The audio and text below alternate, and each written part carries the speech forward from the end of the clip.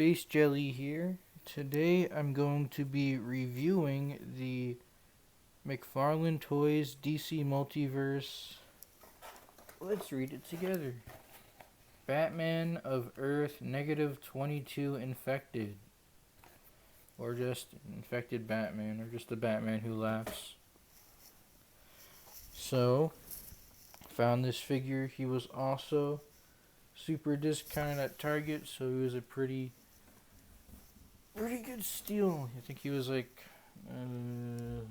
let's see, like 14, 15 bucks. So it's a pretty good price for him. He stands at, he has his display stand, since it's hard for him to stand up, so give or take a little bit. He's about 7 and, I don't know, I think he's just 7 inches.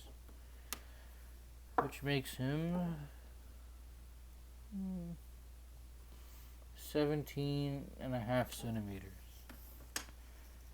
We'll compare him to some other figures.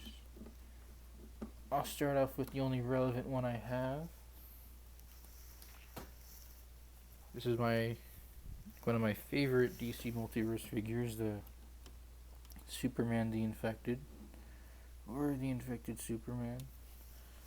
I don't know if the size is accurate, because I don't think Batman is supposed to be that tall, but I guess it kind of adds to his lankiness with this particular look. Sorry about that. Okay, here he is next to the DC Multiverse Rebirth Batman. Still pretty tall. I have the DC Rebirth Martian Manhunter.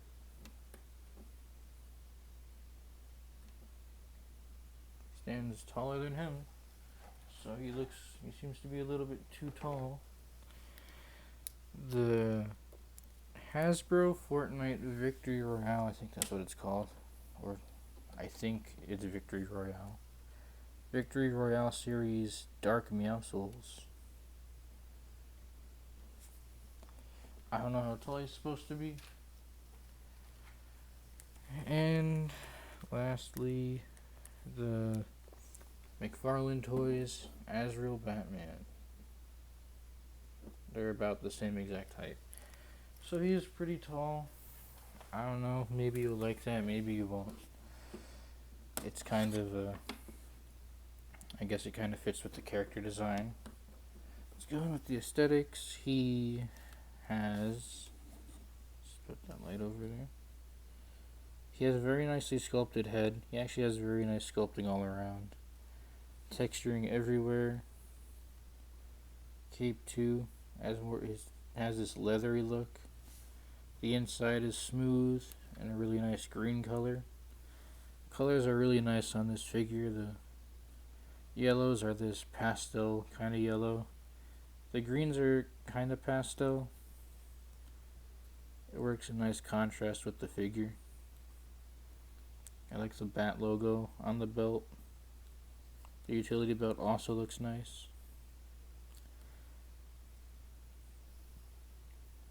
The head sculpt is painted really well, actually. There's nothing really wrong with it. The paint looks nice and clean. Nice lines. The teeth are painted. They look super dirty. These are his boots. His boots are a different texture. His suit has this weird kind of I guess it's kind of like a leathery look. Lots of wrinkles in the midsection. Wrinkles over there. Yeah, really nice sculpting for this figure. And the paint job isn't bad either. I don't really see anything wrong with it. There's a few spots here and there on his cape, but this whole thing is painted, so what do you expect? Bat logo looks good. All the paint looks decent. The wraps can be done a little bit better, but I think it's still good. And I don't know if you can tell, but this is actually a super dark purplish blue, like an indigo. And this is black, so this is not black. This is an indigo blue for his main suit. Pastel yellow, pastel green for his accents and stuff like that. So yeah, overall the sculpting, he does like a lot. The proportions are pretty close. The colors are really nice, and the detail sculpt is pretty good too. So for aesthetics, I think I'll give him like a 8.5. He's just a little. I think he's a little bit too skinny, but I'm not super familiar with the comic. Go over the articulation now. He has a double ball peg in the neck. He can look up. He can tilt his head a lot, which is good for a Joker character. He can look down nicely too, so all good here. He has another shoulder blade joint. Kind of wiggles around in there. Doesn't really have the most range. Shoulder goes up to horizontal, slightly past horizontal. His arm rotates until it bumps into the cape. His bicep swivels. Double jointed elbows are not the ugliest. Wrists hinge and swivel. They're on ball hinges. They're sculpted. His torso, diaphragm cut.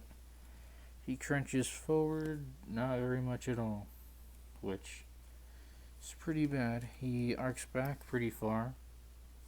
The sculpting is continued. Side to side is pretty good, but yeah, no crunching forward. It's really weird. And obviously he rotates on both ends.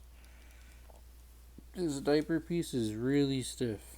He can't really kick forward good. That's it. Kicks back. I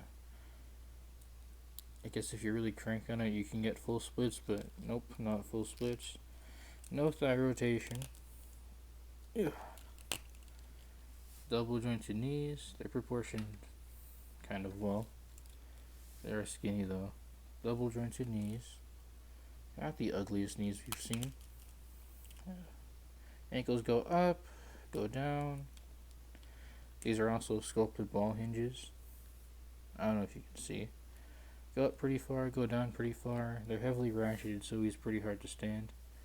Ankle rocker, and he has a toe hinge.